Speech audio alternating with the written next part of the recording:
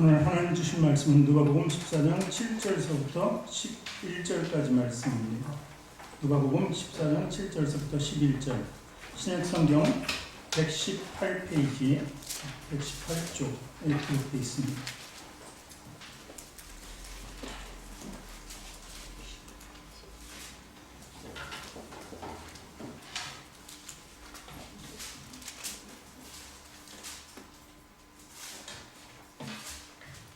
신약성경 118쪽이나 119쪽 보시면 누가복음 14장 7절서부터 11절까지 말씀, 우리 찾으시면 함께 읽겠습니다.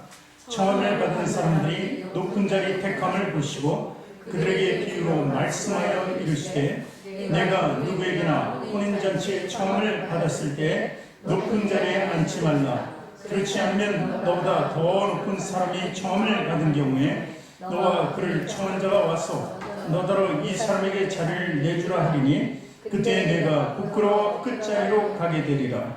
청함을 받았을 때 차라리 가서 끝자리에 앉으라. 그러면 너를 청한 자가 와서 너더러 거시어 올라앉으라 하리니 그때야 함께 앉은 모든 사람 앞에서 영광이 있으리라. 무릇 자기를 높이는 자는 낮아지고 자기를 낮추는 자는 높아지리라. 아멘. 두 손 가슴에 얹고 저를 따라 고백하시기 바랍니다. 하나님께서는 나를 사랑하신다.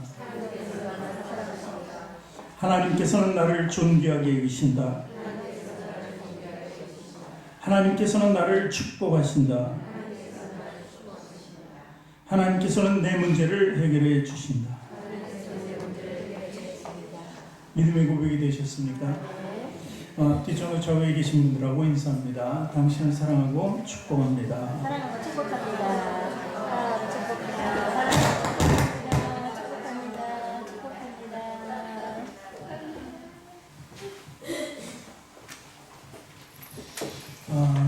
여러분들 지금 자리에 앉아 계시죠? 이 자리가 참으로 좋은 자리입니다. 주일날 하나님 앞에서 이렇게 앉아서 하나님을 마주할 수 있는 것, 하나님께 예배드리는 자리야말로 가장 이 세상에서, 이 땅에서 가장 가치 있고 그리고 가장 거룩한 자리인 줄 믿습니다. 그래서 여러분 이 자리에 있는 것이 정말 하나님께 영광이 되는 것입니다. 오늘 이 자리에 대해서 예수님께서 말씀을 주셨습니다. 오늘 자리가 비유로 두 가지 자리입니다. 서로 비교되는 거죠. 높은 자리라고 이렇게 말씀하시고 또 반대로 끝자리라고 이렇게 기록합니다. 끝자리라는 것은 반대로 얘기하면 높다의 반대말 낮은 자리라고 할 수 있는 것이죠. 과연 우리는 이생의 삶에서 이 땅에서 살아갈 때 높은 자리에 있어야 될까, 낮은 자리에 있을까? 인간의 욕심으로는 항상 높은 자리에 있기를 원하는 것이죠. 답은 간단합니다. 근데 그리스도인들은 과연 어떤 자리에 있어야 될까 하는 것이 우리에게 늘 퀘스천 마크, 질문을 우리에게 주고 있습니다. 답도 간단합니다. 그리스도인들은 이상이 있습니다. 비전이 있다는 것이죠. 비전을 항상 품에 안고 그걸 높은 비전을 가져야 돼요. 높은 곳에 비전을 두고 살아야 돼요. 그런데 반대로 삶은 천천히 낮아져야 돼요. 그러고 싶진 않지만 그게 그리스도인이 기대하고 이렇게 얘기할 수 있는 것입니다. 목표는 높게 우리가 잡지만 삶은 어떻게 보면 죽기까지 낮아야지. 그것이 바로 그리스도인이다 이렇게 볼 수 있는 것입니다. 그런데 세상에서는 그러한 우리를 보고 낮은 자로 보겠죠. 미련한 자로 보겠죠. 그러나 하나님께서는 우리를 현명한 자로 보십니다. 그리고 하나님의 자녀를 보시기 때문에 하나님께서는 그럴수록 더 우리를 높게 본다는 사실입니다. 왜 그럴까요? 바로 예수님을 예를 들어서 우리가 알 수 있습니다. 예수님이 이 땅에 오실 때 가장 낮은 모습으로 오셨죠. 그리고 가장 낮은 모습으로 십자가에 못 박혀 죽으셨습니다. 그렇게 낮은 모습으로 오고 낮은 모습으로 죽어가신 예수님, 그래서 그분을 부활시키고 어디에 올리셨어요? 가장 높은 자리에. 하나님과 동등한 자리잖아요. 목표를 가지고 계시다 이렇게 합니다. 그 자리까지 하나님께서 높이신 것을 알 수 있습니다. 그렇다면 그리스도인들은 예수님처럼 십자가의 삶을 살아야 돼요. 그리스도의 마음을 가지고 살아가야 돼요. 그렇다면 주님을 쫓는 길, 십자가를 쫓는 길은 어떤 길입니까? 우리도 철저하게 죽기까지 낮아져야 한다는 것이죠. 그 자리가 바로 우리의 자리라는 것이죠. 과거에는 그렇지 않았죠. 예수 믿기 전에는 내 자리는 항상 위에 있어야 돼요. 남들보다 우월해야 됩니다. 이 자존심이 있어서 더군다나 없고 못 배우고 그래도 위에 서려고 하는 그 마음밖에 없어요. 그렇게 조장하는 게 또 열등의식이기도 합니다. 그런데 이제 바뀌었죠. 예수님 만나고 바뀌었어요. 과거에 그런 삶은 어떤 삶이었어요? 나를 사망으로 이끄는 삶이었어요. 죄로 이끄는 삶이었어요. 죄와 사망으로서 결국 우리 갈 길은 결정된 것이 뭐냐면 지옥이었습니다. 그러나 예수님을 만나고 나서 그 상황이 바뀌게 되니까 우리에게 생명의 길이 열리는 거예요. 의로운 길이 열렸다는 것이죠. 그리고 우리는 천국을 갈 수 있는 그런 삶을 살게 됐다는 것이죠. 그래서 고린도후서 5장 17절 보니까 이렇게 기록되어 있습니다. 그런즉 같이 읽을까요? 누구든지 그리스도 안에 있으면 새로운 피조물이라. 이전 것은 지나갔으니 보라 새 것이 되었다. 이 새로운 피조물이다, 새 것이다 하는 것은 완전히 다른 것을 얘기합니다. 전혀 이전까지 산, 제 쓸모없었던 삶, 낡아 빠진 삶, 그리고 고칠 수도 없는 그런 삶 속에서 주님을 만나가지고 완전히 새롭게 되었다는 사실이죠. 그 예전 것과 새 것은 비교할 수도 없는 완전히 반대의 삶이었어요. 그래서 우리는 오늘 자리에 대해서 한번 생각해 봐요. 그럼 과연 내 자리는 어디일까? 과거에는 어떻고 지금은 어떻고 미래는 어떻고 이런 것을 한번 통틀어서 한번 나는 어떻게 내 자리를 지키면서 사나, 내 자리의 위치는 어딘가 한번 보려고 하는 것이죠. 우리 인간들은 굉장히 연약합니다. 그런데 스스로는 강하게 보이려고 하죠. 세상 사람들은 다 강해요. 많은 사람들이 약해져요. 약고 죽으려고 그러지 않는다 그러죠. 그래서 강한 모습을 보여주려고 그래요. 누구에게도 지지 않으려고 한다는 것이죠. 그런데 주님께서 이렇게 말씀하셨어요. 이사야서 42장 3절에 보면 인간의 모습을 아주 잘 표현했습니다. 같이 읽습니다. 상한 갈대를 꺾지 아니하며 꺼져가는 등불을 끄지 아니하고 진실로 정의를 시행할 것이다. 여기서 인간이라는 표현을 어떻게 했습니까? 상한 갈대처럼 금방 부러지고 꺾어질 갈대처럼 비교했습니다. 또 꺼져가는 등불에 비교했습니다. 이것이 바로 인간의 모습이라는 거예요. 더군다나 그리스도의 모습은 이렇게 보여지는 거예요.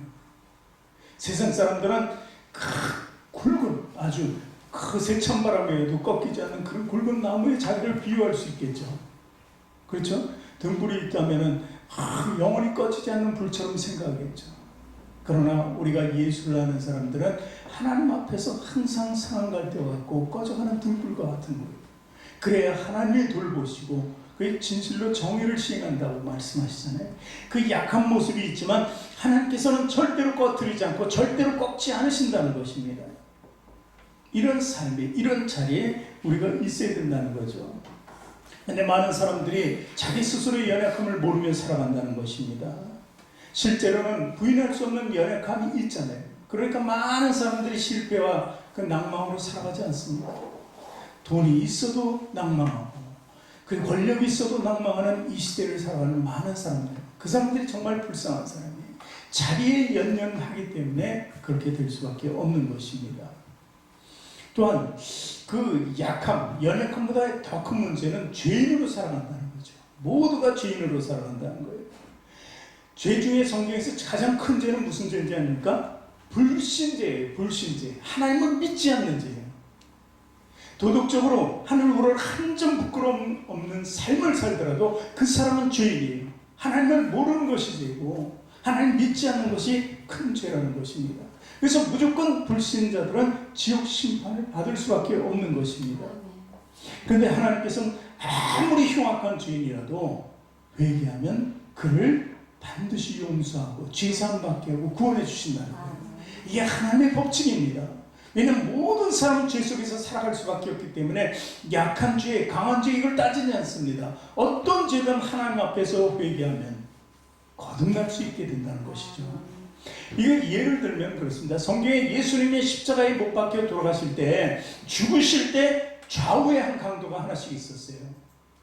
한 강도는 예수님을 조롱했습니다. 네가 진짜 왕이거든. 우리 나를 내려보내는데 같이 내려가자. 왕이 이렇게 죽어서 해야 되겠냐? 허무하지 않냐? 왕이 왜 이렇게 능력도 없어? 이런 뜻이죠. 그는 자신의 죄를 몰랐습니다. 예수는 무죄에서 내려올 자격이 있었습니다. 그런데 그 강도는 흉악한 강도였을 거예요. 그러니까 사형 집행을 하지 않겠어요?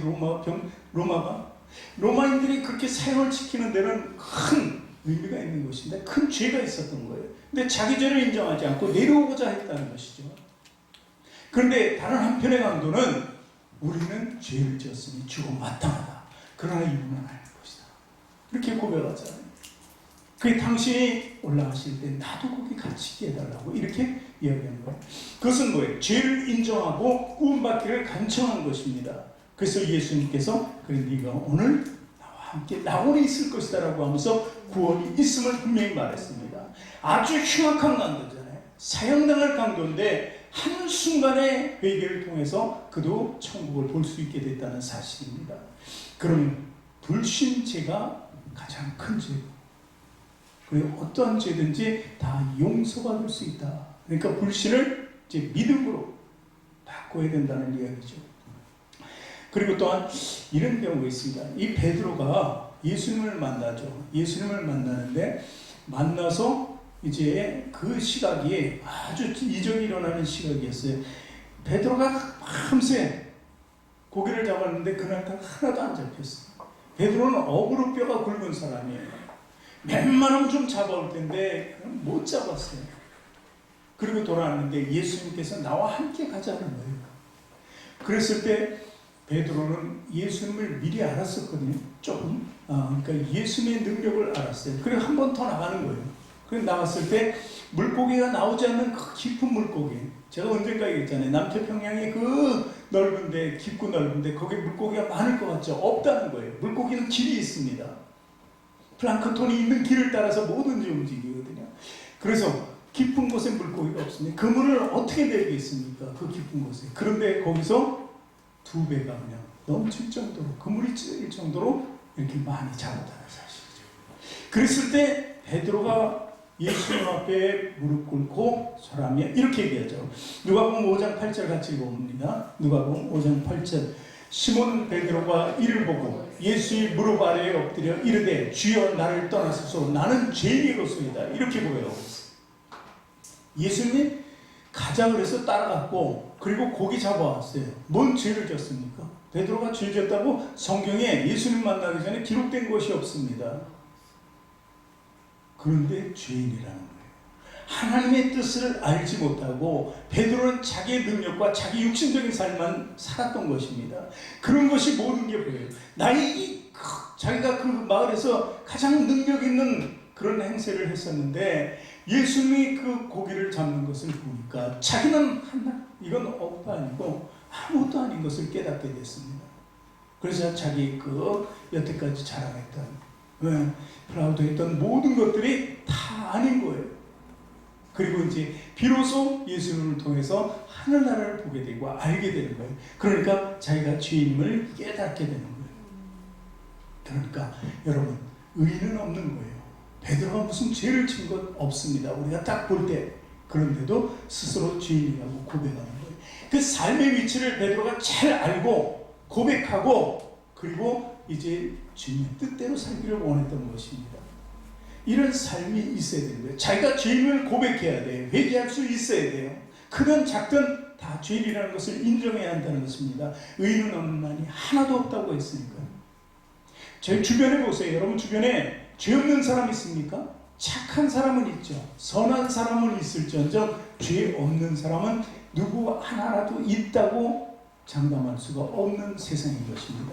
그러니 누가 있겠습니까? 나 자신도 그런데 내가 다른 사람에게 보이지 않을 뿐이지 나도 죄가 가득 차 있는 것입니다. 자, 그런가 하면은 또 인정한 사람이 있어요. 자기 죄를. 예수님께서는 세리와 바리새인을 비유를 합니다. 성전에 올라와 있는. 근데 세리는 이렇게 고백합니다. 누가복음 18장 13절에 이렇게 기록되어 있습니다. 세리는 멀리 서서 감히 눈을 들어 하늘을 쳐다보지도 못하고 다만 가슴을 치며 이르되 하나님이여 불쌍히 여기소서 나는 죄인이로소이다 하였느니라. 세리의 고백이에요. 세리가 어떤 죄를 졌을까요? 로마의 앞잡이로 해서 세금과 거두었으니까 이게 내국적인 행위입니다. 그래서 자기는 죄인이라고 살고 싶지 않은데도 불구하고 모든 사람이 낙인을 찍어버린 거예요. 죄인이라고. 그러니까 죄인으로 살아가야 되는 평생을 괴롭죠. 한 유대인이고 한 하나님의 백성인데 자기는 의로워질 수 없고 죄에서 벗어날 수가 없게 된다는 것입니다. 그러나 세리는 정확히 자기 자신을 죄 있음을 고백하는 거예요. 그러면서 뭐라고요? 불쌍히 여기소서 나는 죄인이로소이다.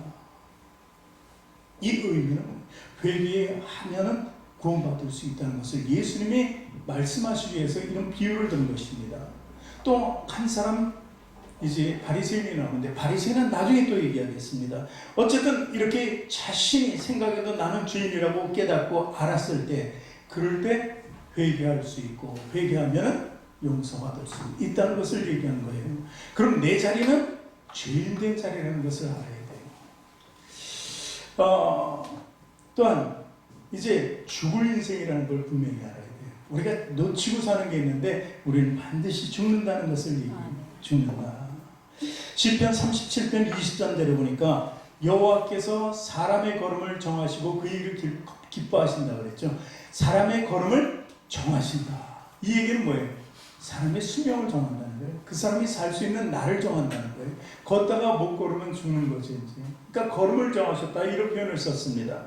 그리고 그 시편 90편 10절에 보니까 정확하게 수까지 나옵니다.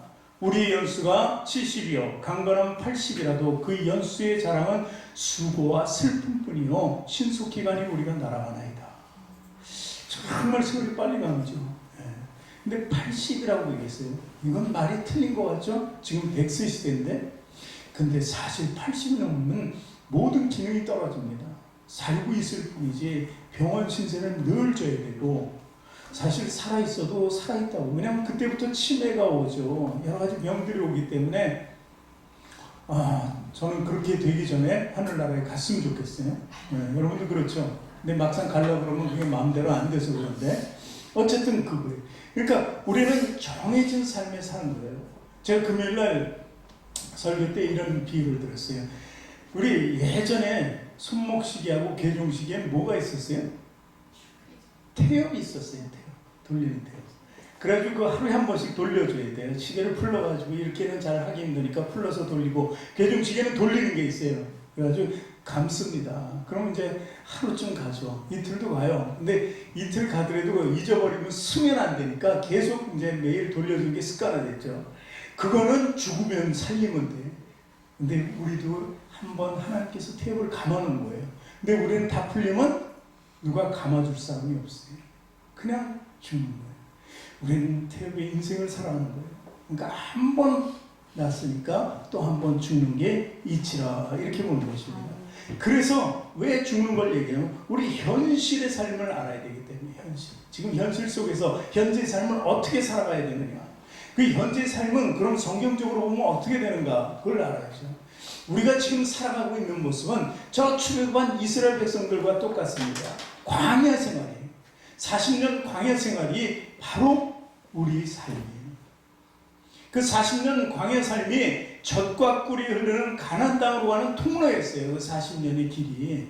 그렇게 우리에게도 믿음을 이제 하나님께서 허락하고 이제 우리가 그리스도인이 됐을 때 우리는 이제 광야에 들어섰다.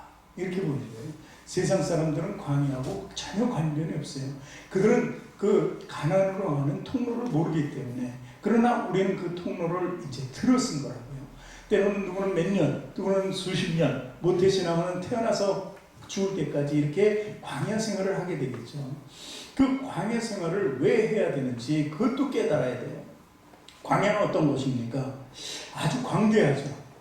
어떻게 길을 잃을 수도 있는 곳이에요. 거긴 불뱀과 전갈이 있는 곳입니다. 위험이 도사리고 있다는 거죠. 또 물이 없습니다. 건조한 곳이에요. 그런가 하면 먹을 양식도 없는 곳이에요. 그런데 하나님께서 물과 양식이나 다 공급해주고 그들의 옷도 버리지 않도록 해주셨고 그리고 또 불뱀이나 모든 것이 있어도 구원의 방법을 다 가르쳐 줬다는 거예요.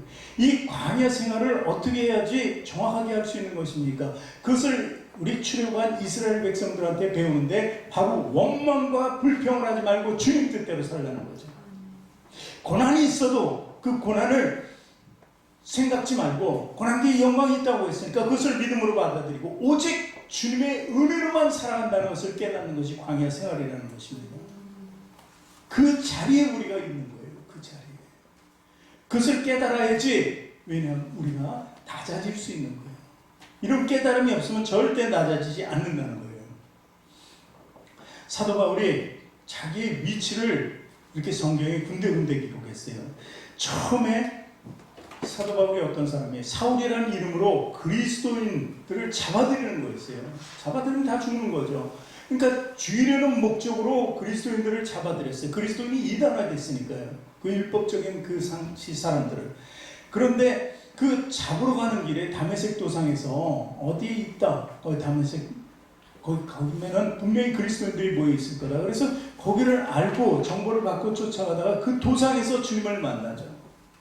만나가지고 사흘 동안 먹지도 못하고 너무 놀란 거죠. 예수님 부활했다. 예수님께서 나타났다면 깜짝 놀랐죠. 왜냐면 놀라면 예수님 믿는 사람을 잡아들이고 있는 사람이었으니까 자기는 이제 죽었다는 것이죠. 그래서 사흘 동안 먹지도 못하고 보지도 못하고 그렇게 지냈습니다.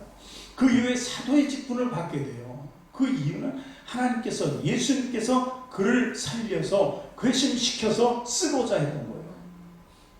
자, 쓰고자 했는데 이제 그대로 됐습니다. 고린도전서 15장 9절에 그래서 자기를 어떻게 얘기하냐면 이렇게 얘기합니다. 나는 사도 중에 가장 적은 사람. 나는 하나님의 교회를 박해하였으므로 그렇죠? 예수 믿는 자를 잡아들였습니다. 그래서 사도라 칭함받기를 감당하지 못하겠다. 내가 이제 철저하게 예수님을 만나서 사도가 됐단 말이에요. 그런데도 불구하고 가장 적은 자다. 제자들은 도망치고 예수님을 부인했잖아요. 다 그거나 똑같은데도 불구하고 자기는 더 나쁜 짓을 했기 때문에 작은 자라고 이렇게 고백을 했습니다. 그런데 한 5년쯤 지나서 에베소서 3장 8절엔 또 이렇게 얘기합니다. 에베소서 3장 모든 성도 중에 지극히 작은 자보다 더 작은 자에게 이 은혜를 주신 것은 측량할 수 없는 그리스도의 풍성함을 이방인에게 전하게 하시고 이방인에게 복음을 전하게 하기 위해서 정말 성도 중에 작고 지극히 작은 그리고 더 작은 나에게 은혜를 주셨다. 이렇게 자기를 점점 낮추는 거예요. 이 믿음이 더 커갈수록 하나님의 일을 열심히 할수록 주는 것은 자기가 점점 낮아지는 것밖에 없는 거예요. 그리고 그 후에 또 디모데전서 1장 15절의 고백을 우리 같이 읽습니다. 믿보다 모든 사람이 받을 만한 이 말이요 그리스도 예수께서 죄인을 구원하시려고 세상에 임하셨다 하였도다. 죄인 중에 내가 괴수니라. 죄인 중에 아주 대표적인 죄인 이렇게 얘기하고 있습니다. 이게 믿음으로 형성되는 우리 자리의 모습이에요. 바울의 자리의 모습이에요. 그렇다면 우리도 마찬가지입니다. 우리는 점점 더 성숙해지는 시간 속에서 우리 자리가 낮아져야 한다는 것입니다. 목숨을 걸고 그 복음을 전하는 그 열정, 그 사도 바울이 가지고 있는데도 이렇게 낮아질 수 있었다는 것, 그것은 우리에게 교훈이 되고 우리가 배워야 될 것입니다. 알래스카에 맥킨리라는 산이 있습니다. 북미에서 제일 높은 산이에요. 6,119m, 6,194m 정확하게. 그런데 에베레스트 산은 몇 미터입니까? 8,848m예요. 그러니까 굉장히 차이 나죠. 한 2,700m 약 차이 나는 거예요. 그런데 에베레스트를 등정했던 사람이 이 맥킨리를 등정해요. 등정하는데 에베레스트는 멀쩡하게 갔다 온 사람이 여기서는 많이 죽는다는 거예요. 2,700m나 더 낮은 산이고 위험한 것은 거기나 여기나 똑같은데 왜 그럴까요? 거기를 갔다 온 사람은 교만했어요. 모든 것을 준비를 똑같은 산하고 철저하게 하고 안전점검하고 올라갔다 내려올 때까지 잘 그대로 긴장해야 되는데 이게 자기가 교만해졌기 때문에 긴장을 풀었다는 얘기죠. 그래서 거기서 오히려 많은 사람이 에베레스트보다 더 많이 사람들이 죽는다 이 얘기입니다. 그래서 우리는 이처럼 자꾸 낮아질 수 있어야 된다. 쓸리가. 오늘 본문 서두를 한번 볼게요. 누가복음 14장 7절에서부터 9절까지 한꺼번에 읽습니다. 청혼을 받은 사람들이 높은 자리 택함을 보시고 그들에게 비유로 말씀하여 이르시되 내가 누구에게나 혼인잔치에 청혼을 받았을 때 높은 자리에 앉지 말라. 그렇지 않으면 너보다 더 높은 사람이 청혼을 받은 경우에 너와 그를 청한 자가 와서 너더러 이 사람에게 자리를 내주라 하리니 그때 네가 부끄러워 끝자리로 가게 되리라. 인간의 본능이 참 위안하고 싶은 거죠. 정말 세상 돌아가는 거 보면 다 그렇지 않습니까? 우리 어릴 때 자랄 때 이제 아이들이 모이잖아요. 친구들이 이렇게 모이면은 동네에서 그럼 대장이 있어요. 골목 대장이라고 얘기하죠. 근데 그 대장 되고 싶은 거예요. 요즘 학교에 가면 짱 되고 싶고 그러잖아요. 어른이 되면 보스가 되고 싶어요. 이게 그 말이 그 말이거든요. 다 그게 자기 목표처럼 생각하는 거예요. 그러니까 그게 우월해 보이기 위한 우리 인간의 본능일지도 모릅니다. 뭐 동물들도 그렇죠. 순놈이 앞놈 다 보내리는 거 봤잖아요. 그럼 순놈끼리 맨날 싸우죠. 매년 싸우는 거예요. 그렇듯이 이게 동물적인 본능이기 때문에 그 본능은 상해서는 안 되는 거예요. 사람이기 때문에 좀 달라야 된다는 거죠. 여러분, 많은 사람들이 지금 명품 쓰고 있습니다. 여기도 지금 명품 있을 거예요. 명품이 있는 이유가 왜요? 쪽팔리기 싫어서. 쪽팔린다는 얘기잖아요. 어떤 사람이 딱 봤을 때 아니 뭐 쟤는 뭐야? 옷이 구질구질해? 뭐 이러잖아요. 명품 입었을 때 딴 사람이 보고 괜찮아 보이네 이렇게 하니까. 그러니까 그게 유혹이 되는 거예요. 그러니까 좀 있어 보이고 우월해 보이려니까 명품도 사는 거라는 거예요. 쪽팔리기 싫어서 하는 거죠, 사실. 그런데 또 얼굴도 성형하는 이유도 더 이뻐지려고 하는 거잖아요. 많은 사람들에게 못생겨는 거예요. 특히 남자들이 보는 모습은 더 이뻐야 되니까. 그러니까 성형도 계속 한다는 거죠. 그러니까 우월해지고 인정받고 싶고 그 다음에 더 예뻐지고 싶고 하는 게 사람들의 본능인 것 같아요. 그런데 우리 그리스도인이 됐다는 것은 이제 우월해지는 것은 우리 믿음이 우월해지고 그 다음에 인정받고 예뻐 보이려면 누구한테? 하나님께 가는 거예요. 하나님. 그것이 바로 우리 자리를 제대로 아는 거예요. 우리 분수에 맞게 우리 삶을 하나님께 드릴 수 있는 그 모습이 우리의 자리라는 것입니다. 바리새인들은 항상 윗자리에 앉기를 원했어요. 자기네들은 뭔가 벼슬이 있는 거잖아요. 뭔가 저 믿는 서민들하고는 그 서민들하고는 상황이 다른 사람이라고 생각합니다. 그래서 이 결혼잔치에 있으면은 항상 윗자리에 앉으려고 그래요. 누가 오늘 올까? 그건 몰라도 차오지간 위에는 자기 직분이나 권위를 봤을 땐 무조건 위에 앉아야 되겠다 이거죠. 그래서 U자 형태로 되게 앉는데 이렇게 거꾸로 그럼 밑자리가 상석이잖아요. 이 상석에 무조건 앉으려고 하는 거예요. 근데 이 상석에 앉았는데 예수님 말씀이 그거예요. 더 높은 사람이 오면 어떡할 거예요? 그 자리에서 내려와야 되잖아요. 그렇지 않습니까? 이 대통령이 앉은 자리에 보죠. 이제 회의를 강력 회의를 열면은 바로 오른쪽 왼쪽에 가장 중요한 사람이 앉아요. 그리고 쭉 이렇게 앉고 끝자리에 이제 앉게 되죠. 근데 사실 끝자리가 좋은 거예요. 대통령과 얼굴을 마주할 수 있으니까. 왜 그런지 아세요? 무슨 말을 할 때 표정까지 읽을 수 있잖아요. 그렇죠? 근데 옆에 사람은 표정을 읽을 수가 없어요. 말은 들리지만. 그러니까 유리한 것은 끝자리가 유리한 거예요. 그런데 전부 다 그 옆으로 가려고 애를 쓰죠.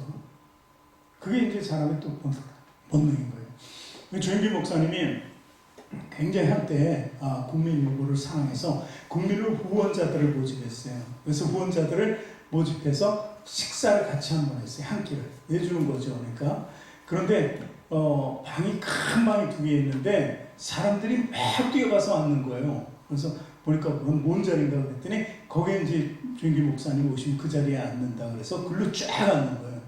근데 조영기 목사님이 참 재치가 있어요. 재밌으신 분이에요. 이렇게 쫙 들어오면 그 자리로 안 가고 딴 자리로 가는 거예요. 그러니까 그쪽에 있었던 사람은 오히려 같이 앉게 되고 거기 있는 사람은 미리 썼다가 그냥 허망하게 된 거예요. 그러니까 이 자리라는 게 그렇게 욕심내서 앉을 자리가 아니라는 것이죠. 어쨌든 이런 것을 우리가 교만이라고 합니다. 절대적으로 남들에게 보이려고 하는 것, 자랑하는 것을 교만이라고. 이 교만은 굉장히 무서운 것입니다. 교만을 만든 게 누구예요? 사단입니다. 사단이 어떻게 사단이 이 땅에 오게 됐어요? 원래 천사장이었어요. 한 파트를 만든 천사장이었는데 자기가 높아지려고 하다 보니까 하나님께 버림받은 겁니다. 한마디로. 그러니까 땅으로 온 거죠. 인간과 함께. 우리는 우리대로 교만해가지고 사탄의 게임에 빠져서 선악과의 범죄를 저지르고 같이 일로 나온 거예요. 저주받는 땅으로. 그러니까 이 사단은 계속해서 우리에게 교만한 마음을 주게 된다는 거예요. 교만하게 되면 어떻게? 사단의 마지막은 어디로 간다고 성경에? 무적의 거죠. 영벌로서. 그게 사망이잖아요. 그게 두 번째 사망이라고도 해요. 그 사망에 그 사단과 함께 들어갈 수밖에 없는 거예요. 사단과 함께하는 무리는. 교만한 사람은 다 사단이 주는 마음을 가지고 있기 때문에 한 족속이고 그러니까 들어갈 수밖에 없는 거예요. 그래서 잠언서 보면 이 교만에 대해서 아주 강하게 아주 집요하게 얘기를 합니다. 한번 읽어볼까요? 잠언서 16장 18절 읽어봅니다. 교만은 패망의 선봉이요 거만한 마음은 넘어짐의 앞잡이니라. 또 잠언서 16장 19절에 겸손한 자와 함께하여 마음을 낮추는 것이 교만한 자와 함께하여 탈취물을 나는 것보다 나으니라. 또 잠언서 18장 12절에 사람의 마음의 교만은 멸망의 선봉이요 겸손은 존귀의 앞자리다. 또 잠언서 21장 24절에는 무례하고 교만한 자를 이름하여 망령된 자라 하나니 이는 넘치는 교만으로 행함이라. 그래서 절대적으로 이 교만한 자는 하나님께서 그냥 놔두지 않으신다는 것을 알 수 있어요. 하나님께서 두 번 당했잖아요. 사단한테 한 번 당했죠. 당했다는 표현을 좀 여러분 잘 이해해서 들으세요. 그러더니 아담과 하와가 또 그래버렸죠. 그렇기 때문에 하나님은 절대 용서하지 않는다. 하나님 공의로우신 분입니다. 그래서 이런 교만한 마음 가진 그 바리새인들을 비유하면서 예수님은 자리에 연연하지 말라고 이렇게 얘기하는 거예요. 있었는 그 위에 있다가 더 높은 사람에서 내려갈 때는 얼마나 창피할까요? 근데 말째 있었는데 여기 올라와 일로 앉아. 그러면은 그 사람이 탁 거기 있다가 올라가는 순간 많은 사람들이 쳐다보겠죠. 아니 도대체 누군데 주인이 올라오라 그러지? 보시오 올라와요. 그러니까 야 이건 또 누군지 몰라도 대단한 사람으로 볼 수밖에 없는 거죠. 어떤 것이 낫습니까? 이 말씀의 의미는 제가 이렇게 얘기하지만 실제적인 말씀의 의미는 뭐예요? 위에 교만한 자는 지옥 백성이에요. 밑에 있는 사람은 천국 백성을 얘기하는 것입니다. 그러니까 위가 천국이고 밑에는 지옥인데 지금 낮아진 모습으로 밑에 있었고 우리 그리스도인들은 바리새인들은 자기 힘으로 천국을 차지하고 있는 거예요. 자기 능으로 가는 것이 아니에요. 천국이. 지옥도 우리가 선택한다고 지옥 가는 건 아니라는 거죠. 하나님의 뜻이 달려 있어요. 이 바리새인들은 어떻게 했습니까? 그 세리에 대해서 제가 얘기하면서 바리새인 다시 이후에 얘기한다고 그랬죠. 그 바리새인은 자기는 율법적으로 완전히 갖춘 사람이라는 거예요. 11조 제대로 하지. 또 기도 시간에 기도 다 하지. 아주 법에 율법에 어긋나는 일 없이 정말 하나님께 모든 것을 완벽하게 사는 자기 신앙인이라고 이렇게 고백하는 거예요. 그러면서 거기까지는 좋았는데 문제는 저 세리와 같지 않다 그런 거예요. 세리에게 손가락질한 거예요. 그게 뭐 있어요? 그 손가락질에는 세리에게 한 말에는 뭐 있어요? 판단과 정죄가 있었어요. 그걸 넘은 심판까지 있었어요. 그러니 그 말 한마디에 바리새인은 높은 자리에 있을 자격을 잃어버린 거예요. 그래서 그걸 얘기하고 싶은 거예요. 예수님께서 낮아진 사람이 천국을 갈 수 있을 것을. 그 버시에 올라오라 했을 때 누구예요? 친구야 일로 와라. 우리 찬양이 있잖아. 예수는 나의 친구라고 그랬잖아. 예수보다 더 좋은 친구 없네. 그러니까 예수님이 버시에 올라오라. 예수님께서 다 올리시는 거예요. 내가 너희를 위하여 거처를 예비하러 간다고 했어요. 그래서 그 거처의 주인공들은 다 끌어올리는 거예요. 이 잔치가 혼인잔치가 주님의 잔치예요. 그런데 바리새인들이 자기 자리인 줄 알고 올라와 있는 거예요. 죄 있는 자들이 올라오는 거예요. 교만한 자들이 올라와 있는 거예요. 이 법 없는 자들이 올라와 있는 거예요. 그러니까 너는 내려가라. 이렇게 얘기하는 거예요. 그래서 우리들이 현실 속에서 과연 어떻게 살아야 될까를 얘기하는 거예요. 제가 서두에 그랬죠. 우리 목표와 비전은 높고 우리 삶은 죽기까지 낮아져야 된다고. 그게 그리스도인이에요. 그게 바로 나중에 버시어 이리 올라와라 할 수 있는 그 예수님의 음성을 들을 수 있는 사람이라는 거예요. 내가 죄인이 아니기 때문에. 죄인이 아닌 사람은 없다 그랬잖아요. 죄는요 참 이상해요. 우리에게 도마를 자꾸 표현했잖아요. 도마가 예수님 한번 찔러보고 그랬잖아요. 의심 많은 도마라고 그랬잖아요. 그러니까 의심도 죄라는 거예요. 사실 모든 삶을 살아가는 데서 그 의심이 모든 죄를 또 이야기합니다. 그러니까 될 수 있으면 의심하지 말고 인정해 줘야 돼요. 그렇지 않습니까? 그랬을 때 이제 나중에 결국에는 모든 것이 하나님과의 선을 이루게 된다는 것이죠. 예수님께서 마가복음 9장 33절 34절을 한번 읽어볼게요. 가버나움에 이르러 집에 계실새 제자들에게 물으시되 너희가 길에서 서로 토론한 것이 무엇이냐 하시되 그들이 잠잠하니 이는 길에서 서로 누가 크냐고 쟁론하였습니다. 예수님 이제 금방 이제 십자가에 못 박혀 죽으십니다. 이제 유다에서 팔려서 잡혀갈 때예요. 그런데 이 사람들은 뭐 했냐면 제자들은 다 누가 크냐, 누가 공로가 크냐 이 얘기는 뭐예요? 나중에 예수님이 왕이 메시아 왕이 되면 우리 한 자리씩 할 텐데 총리는 누가 되고 장관은 누가 되고 이런 걸 따지고 있는 거예요. 누가 공이 크냐. 그러니까 서로 누가 크냐고 이렇게 얘기하고 있어요. 이 자체가 예수님 보기엔 교만이에요. 너희들은 우리가 이제 끝을 하니까 다 순교할 애들인데 뭘 장관 이런 걸 가지고 토론하냐.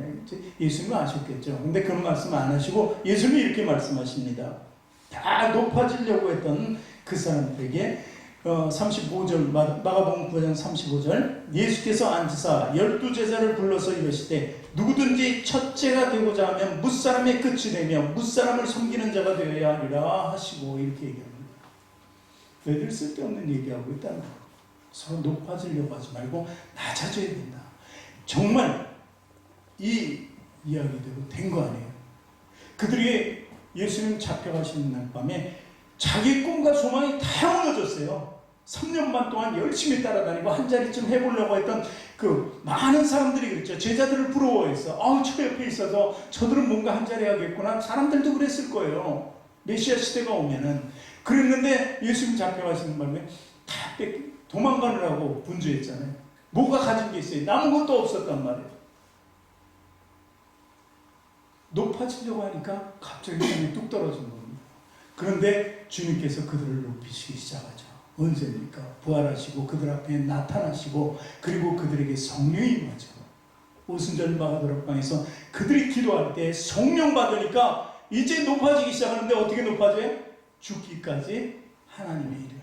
죽기까지 예수님의 제자의 일을 하는 거예요. 죽기까지 십자가를 지는 삶을 살았던 거예요. 그러니까 이 사람 뭇사람의 끝이 되고 뭇사람을 섬기는 자가 되어야지 위에 다진다고 얘기는 그대로 이루어졌다는 것입니다. 우리는 마찬가지입니다. 제자들의 얘기가 아니에요. 우리들의 얘기예요. 내 얘기라는 거예요. 그러면 결국 우리는 낮아져야 되는 거예요.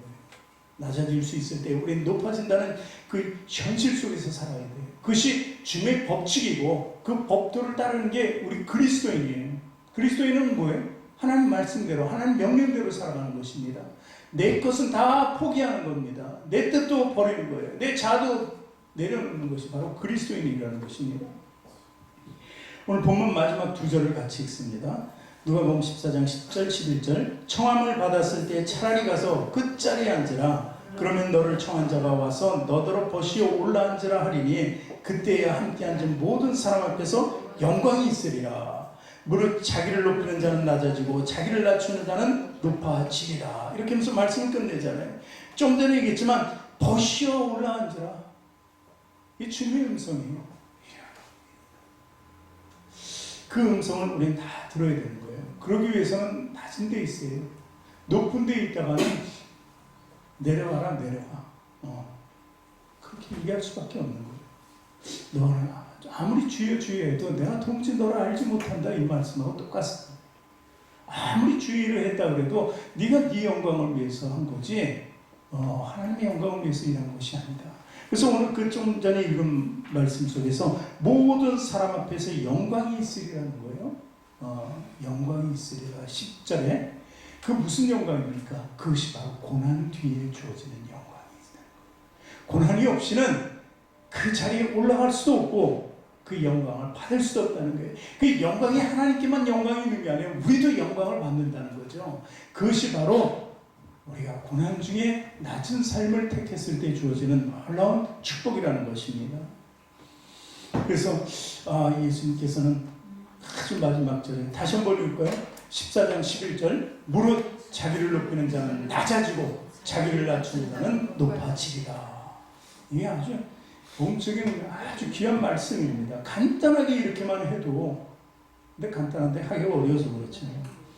그래서 빌립보서 2장 3절부터 5절까지 한번 읽어볼까요?